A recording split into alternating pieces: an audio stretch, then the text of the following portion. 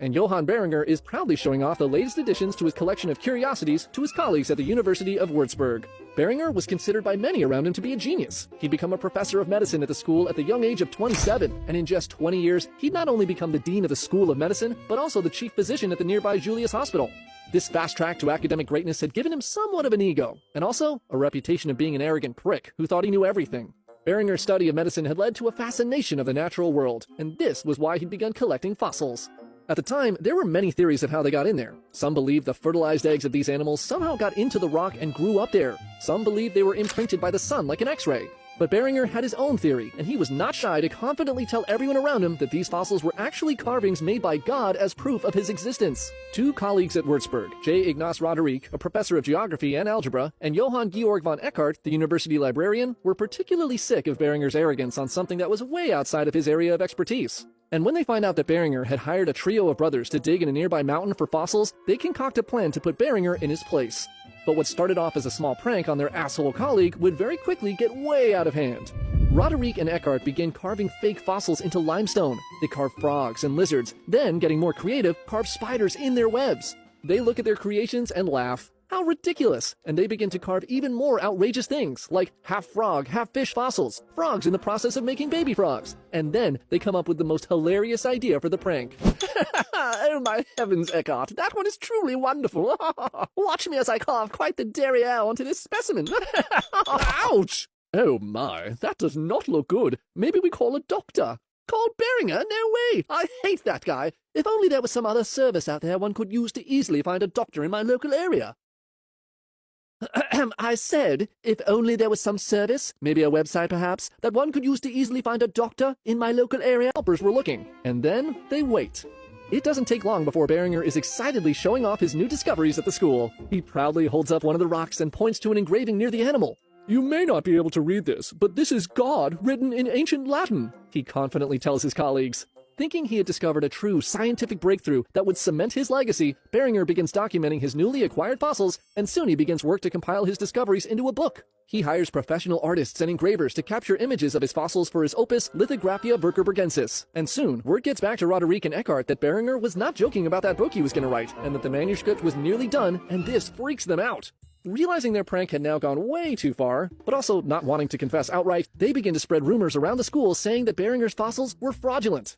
When Beringer gets word of the rumors, he scoffs at the idea that anyone would question his genius. And instead of taking time to check if these rumors had any truth to them, he writes a specific section in his book calling out his doubters instead.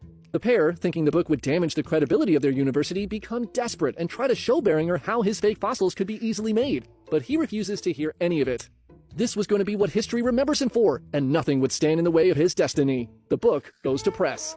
But it did not take long for Beringer's dream to become his nightmare. See, according to one source that documented this story, shortly after his book had been published, Beringer finds his own name written in Hebrew on one of his fossils.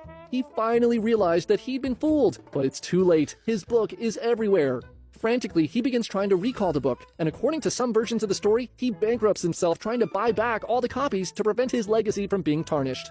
Whether or not that part of the story really happened, we'll never know, but he did bring Roderick and Eckart to court and won his cases against them. Roderick lost his job at Würzburg, and Eckart lost his access to the historical records he had depended on for his scholarship. His life's work was never finished. Beringer publishes 2 more books before he dies, but his scientific legitimacy was forever damaged by the prank, and in most of the historical records, Beringer's lying stones make up most of what's written about him.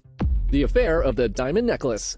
Okay, so this one might straddle the line between a prank and a straight-out con job, but whatever you call it, it definitely spiraled way out of control and eventually led to the French Revolution. She never forgot about all the horrible things the cardinal had said about her and her mom, and she refuses to have him in her presence. This was bad for Rohan. Even though he was still rich and a noble, he'd lost his connection to power, and now there was nothing he wanted more than to get back into that elite royal circle. It was during this very difficult time the cardinal meets a woman named Jeanne de Valois, someone whom he would one day wish he had never met, because she'll be the reason Cardinal de Rohan is considered one of the biggest suckers in history.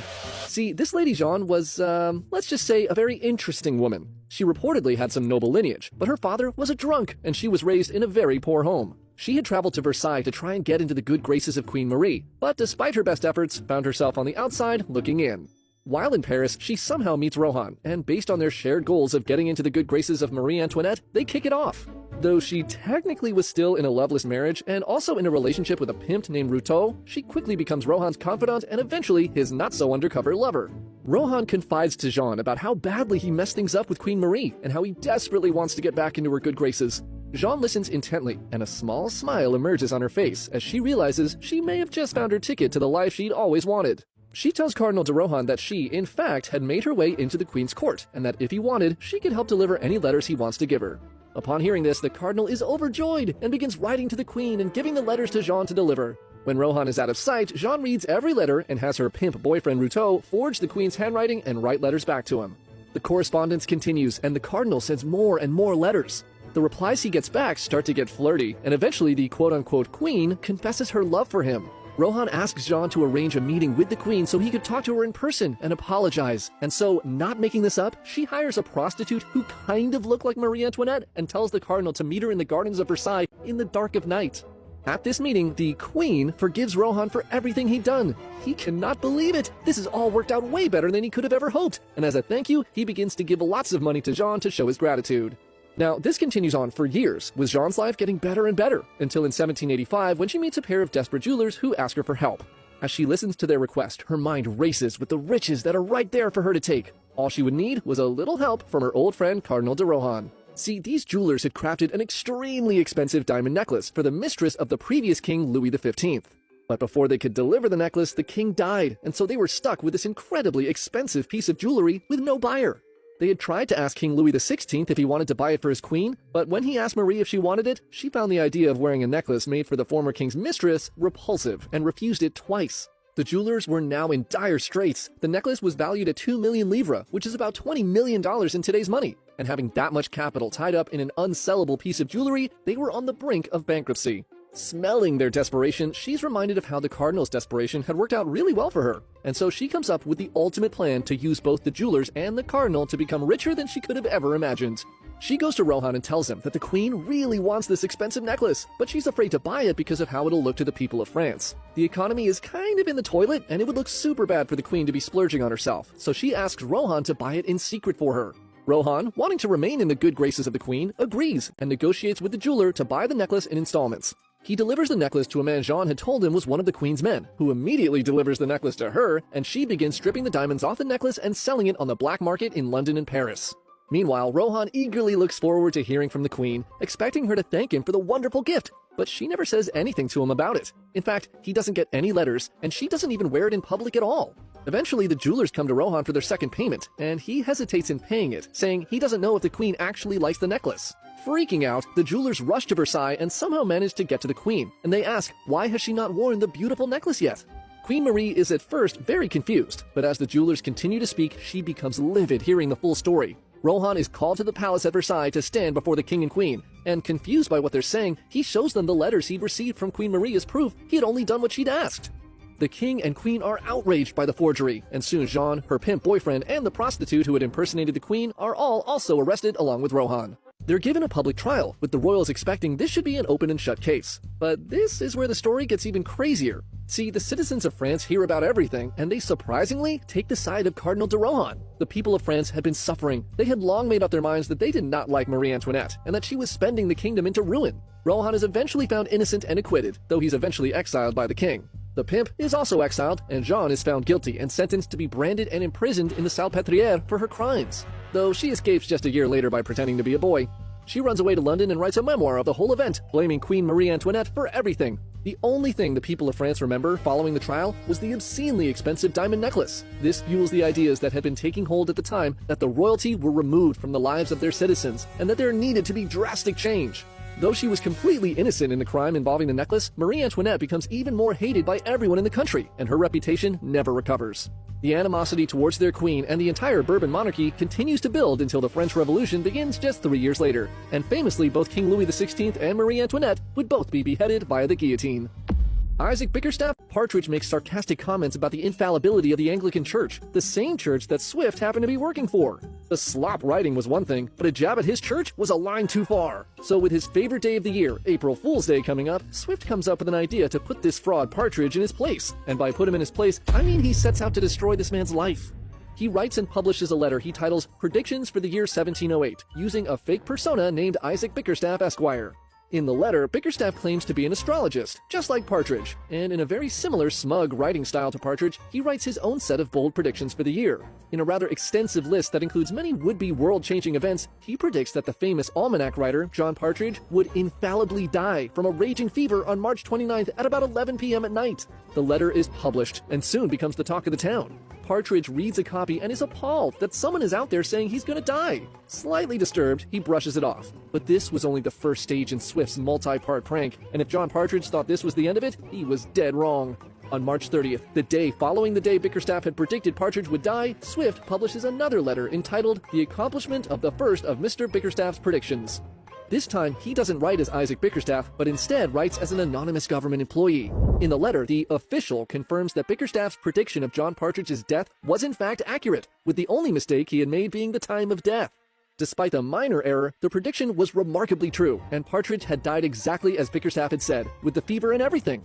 The government official also writes in his letter that on his deathbed, Partridge confessed that his almanacs were full of crap, and that he had made up everything he had ever written. That same day, Swift publishes an elegy under his own name in honor of the deceased John Partridge, but it reads more like a roast than a respectful farewell. He writes that despite being able to read the stars, Partridge failed to predict his own death, and he goes on to throw in a dig at everyone who read and was stupid enough to believe any of Partridge's almanacs. Swift's prank works better than he could have ever imagined, and people throughout England quickly believe them to be true. John Partridge wakes in the middle of the night to the sound of mourners crying outside his window, distraught by his passing. An undertaker arrives at his house the following day to hang the mourning drapes and pay his respects to Mrs. Partridge for her husband's untimely passing. Coffin makers show up at his door and tell John Partridge directly that Mr. Partridge's coffin is ready. Someone even commissions his gravestone to be carved, and it's nearly installed at the local parish church. As Mrs. Partridge walks around town the following day, everyone stops her to tell her how sorry they are to hear about the passing of her husband. John Partridge cannot believe what is happening, but he assumes it'll die down eventually. It doesn't. More and more ridiculous things keep happening. A quack doctor shows up at his home and begins proclaiming that he's now practicing from the home of the late great John Partridge, and debt collectors come knocking on his door to settle the outstanding debts he owed at his time of passing. It gets so bad that months later, Partridge is forced to write and publish a letter stating that he is in fact still alive. In the letter, he accuses Jonathan Swift of being the person behind the lies as well as being a Vatican spy sent to destroy Protestant astrologists in England. Now, who knows what would have happened if Partridge had just left it alone? Maybe Swift might have thought the prank had gone far enough, but accusing an Anglican clergyman of being Catholic was probably not the smartest idea, because the following year, Isaac Bickerstaff returned. In early 1709, Bickerstaff publishes another letter entitled A Vindication of Isaac Bickerstaff. In this letter, he breaks down all the reasons why Partridge is really dead, with the most convincing argument being that a man who is really alive doesn't need to tell people he's not dead. With that mic drop, Swift retires the Bickerstaff pseudonym, but by then, the name had become so famous that future writers in England would later adopt it as their own pseudonyms. Partridge's credibility was forever damaged, and he loses many of his financial backers. The prank plagues him until his death in 1715. The writings of Isaac Bickerstaff even made it to the American colonies, and Benjamin Franklin, upon reading it, thought what Swift did was genius. Inspired, he creates his own pseudonymous character called Poor Richard based on Isaac Bickerstaff, and began publishing his own almanac under that name, which became a huge financial success. Oh, and as for Jonathan Swift, he later goes on to write a satirical adventure novel called Gulliver's Travels, which becomes a worldwide international bestseller.